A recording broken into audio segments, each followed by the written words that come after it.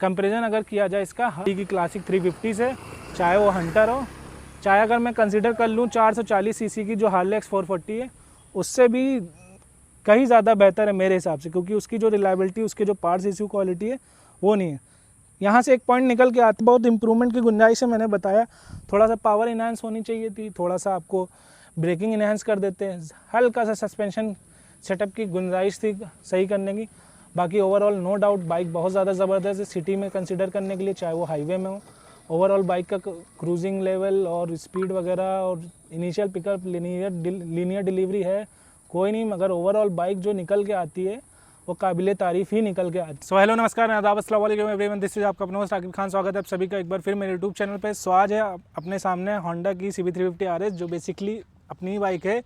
आज इसका करने जा रहा हूँ ownership review, in detail ownership review होने वाला है। क्या क्या अभी तक मुझे मेंटेनेंस का कॉस्ट आया है, क्या चीज़ें दिक्कतें आई, पार्ट्स में क्या इशू हुआ है, इंजन की रिलायबिलिटी कोई डाउट नहीं, होंडा है अपने आप में रिलायबल माना जाता है, तो उसमें कभी भी कोई डाउट नहीं करने वाला है। 3 साल हो चाहे 10 साल, आज भी इसकी उतनी ही रोड प्रेजेंस और उतना ही इसका होंडा इंजन रिलायबल है। जैसे मैंने शोरूम से निकाली थी, आज भी एज इट इज़ वैसे ही ये इसका इंजन आज भी परफॉर्म कर रहा है।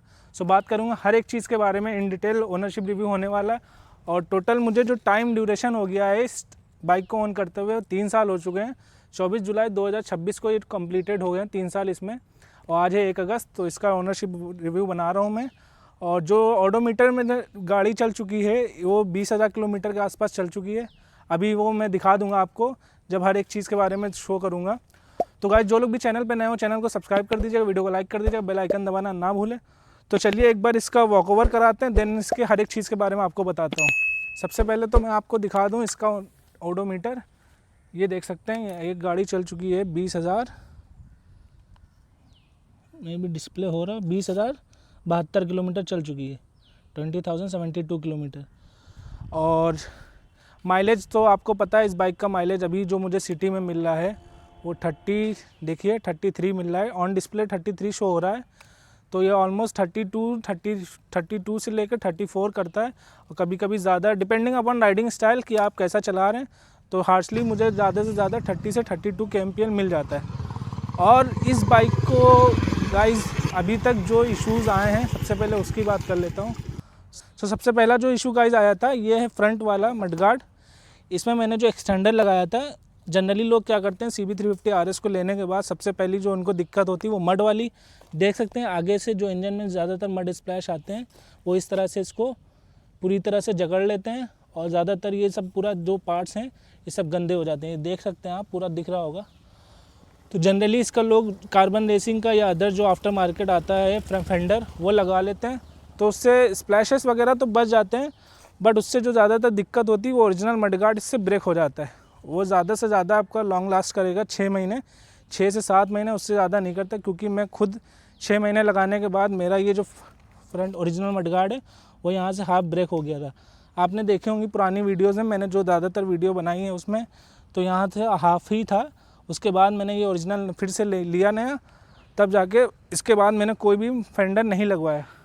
तो कभी भी आप ये गलती ना करिए, इसमें फेंडर वगैरह लगाने की ज़रूरत नहीं।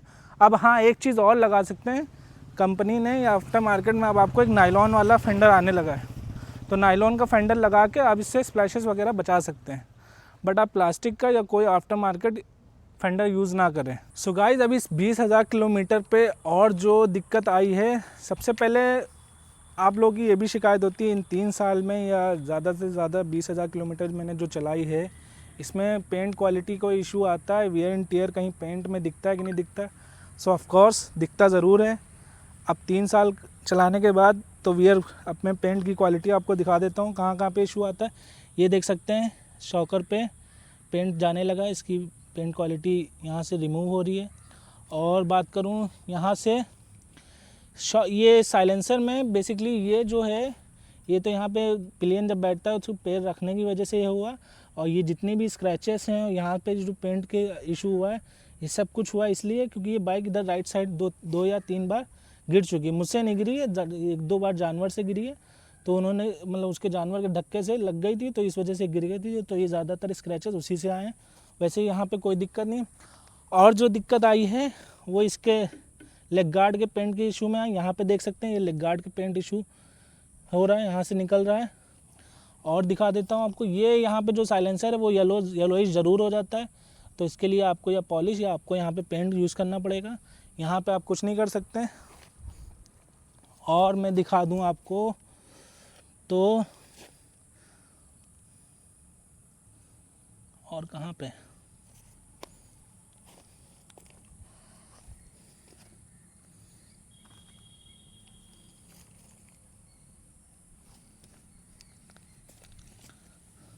सो ये देख सकते हैं यहाँ नीचे ये चीज़ है, ये यहाँ पे पेंट इसका जा चुका है।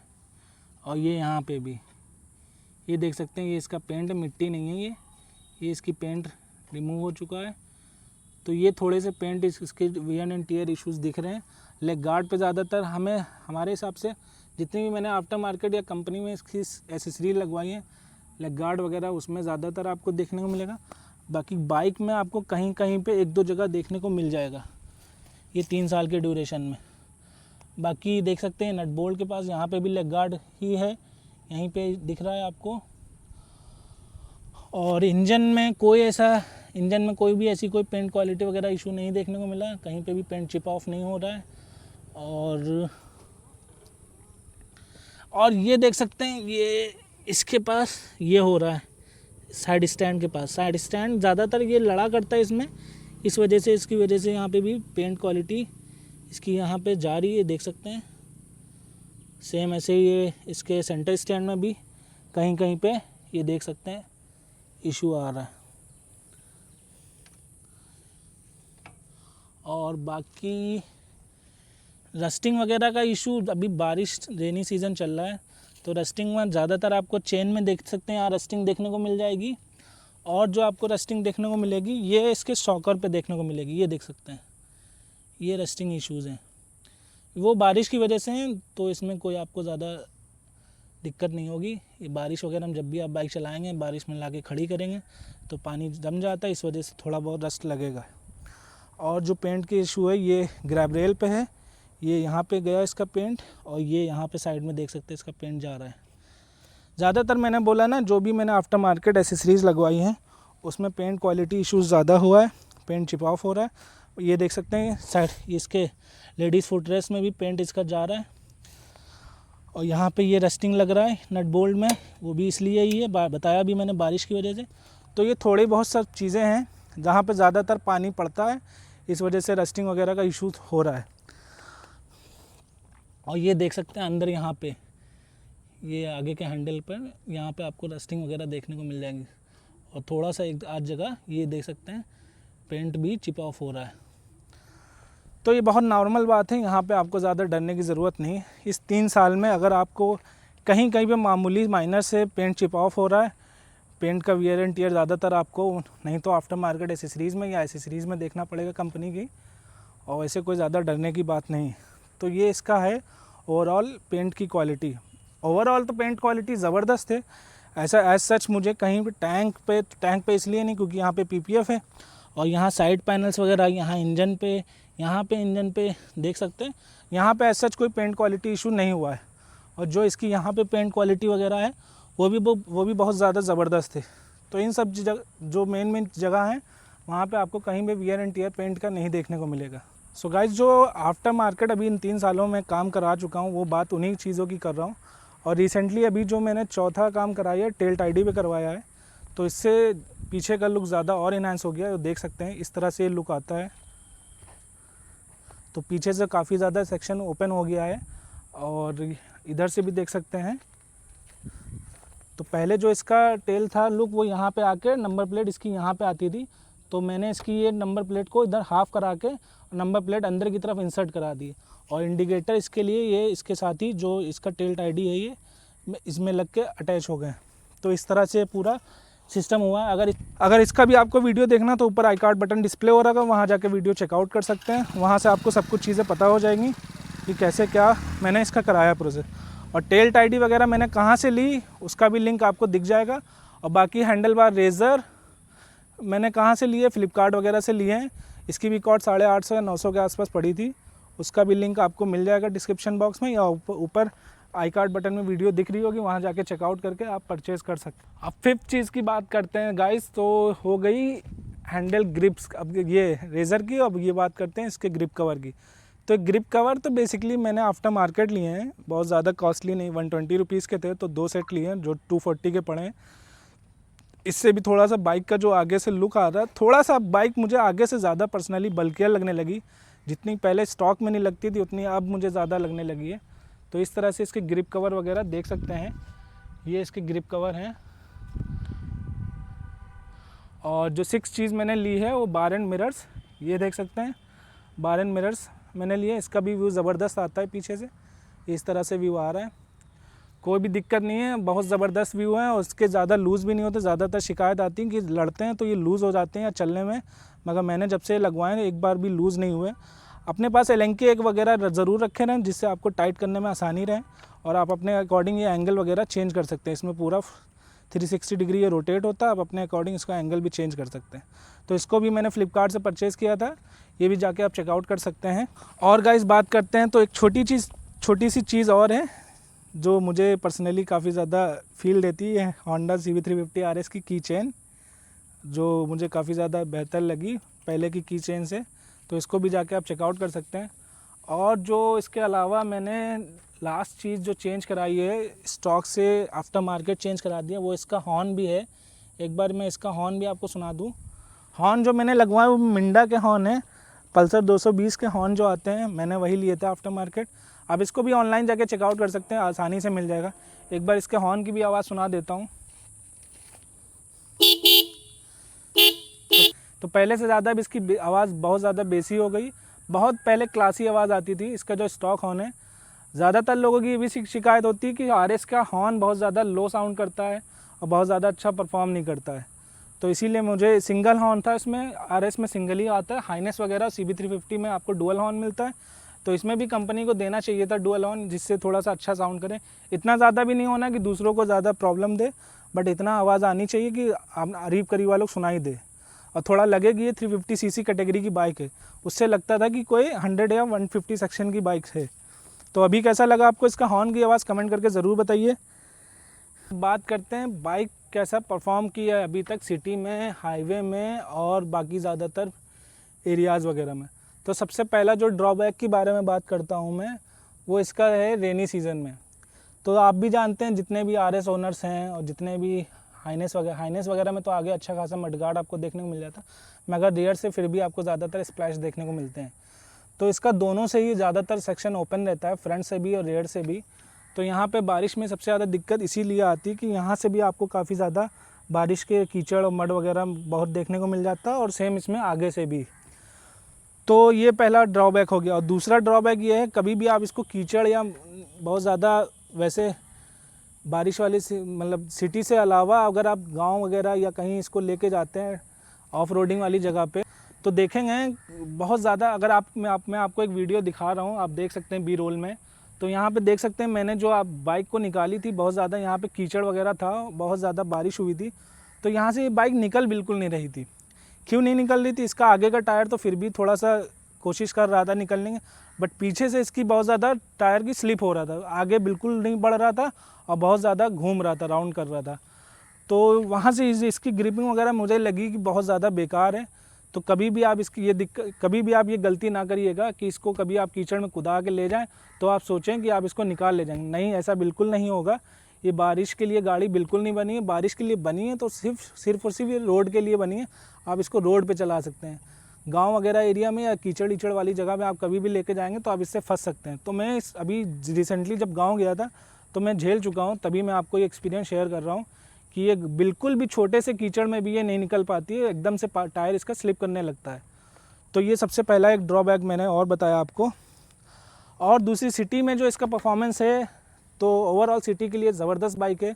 चाहे वो लुक्स के बारे में बात करें, चाहे इंजन की रिलायबिलिटी के बारे में बात करें, और चाहे इसका माइलेज 350 सीसी के हिसाब से माइलेज भी जो ओवरऑल अभी तक मिल रहा है 30 से 32 kmpl का माइलेज मिल रहा है, वो भी बहुत बेहतर मिल रहा है। ज़्यादातर लोगों के पास जो 350 सीसी के उससे नीचे ही मिल रहा है। आरी वगैरह और हंटर वगैरह के भी शायद हमारे हिसाब से 30 के आसपास ही या 30 से थोड़ा सा कम होगा।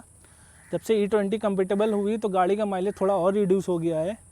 वैसे बोलना नहीं चाहिए, सॉरी टू से। समझ रहे हो आप?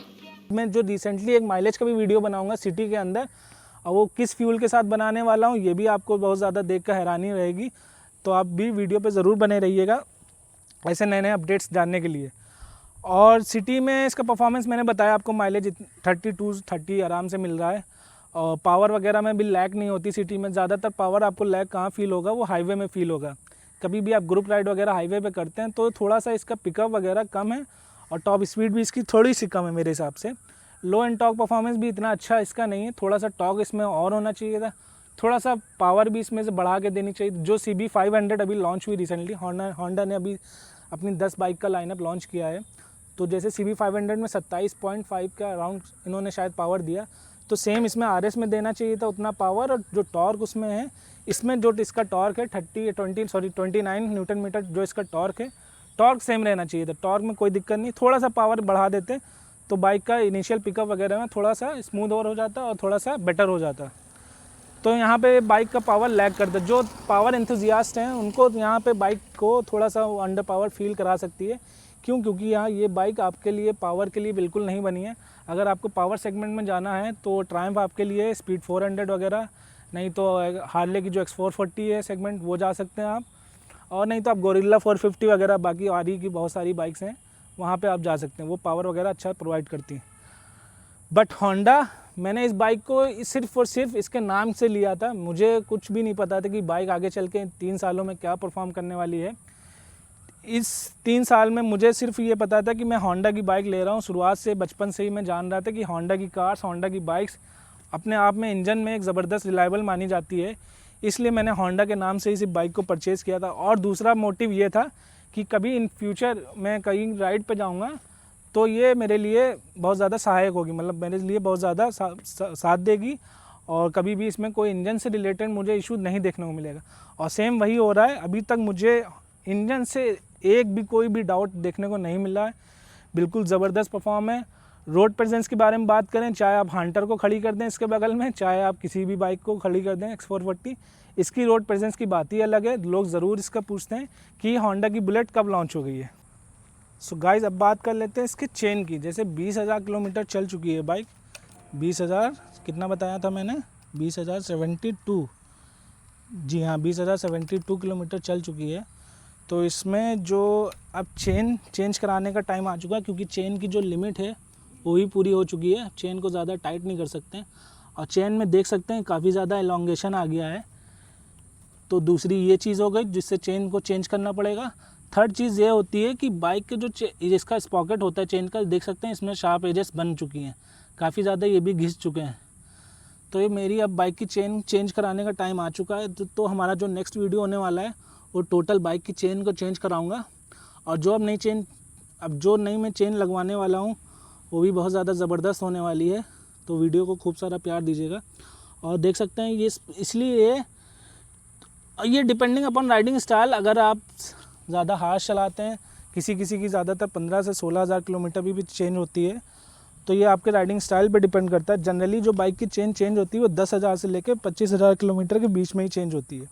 तो मेरी ऑलमोस्ट 20,000 चल चुकी है, तो चेंज कराने का टाइम आ चुका है। उससे पहले अगर आप थोड़ा सा ज़्यादा आपका चलाते हैं या थोड़ा बाइक आपकी ज़्यादा चलती है, तब भी आपको चेंज कराने का हो सकता है।